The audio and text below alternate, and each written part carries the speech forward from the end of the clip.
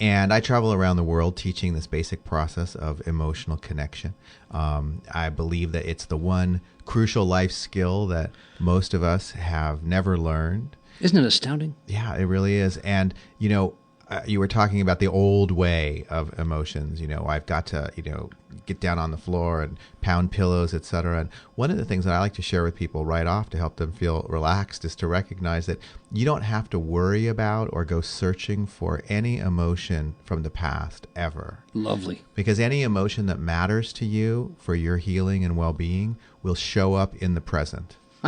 Soon, probably. It might. So, but that sounds kind of like lighthearted and fun, but there's actually a lot to that, because when people think that they're missing pieces from their past and they have to go on mining expeditions, Totally. then all of a sudden there's something wrong or missing with them. And this approach starts out from the idea that there is nothing wrong or missing with you.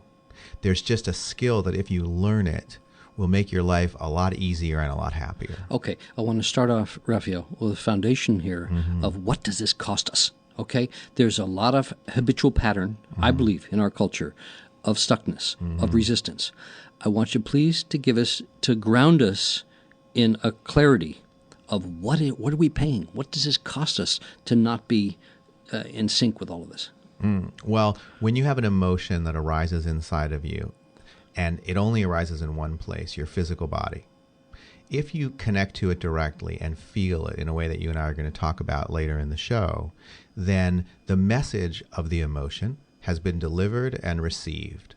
So the emotion dissipates, moves on, leaves you cleaned and refreshed, so to speak. When you won't feel that emotion, it stays in your body, and your resistance to it keeps it locked inside.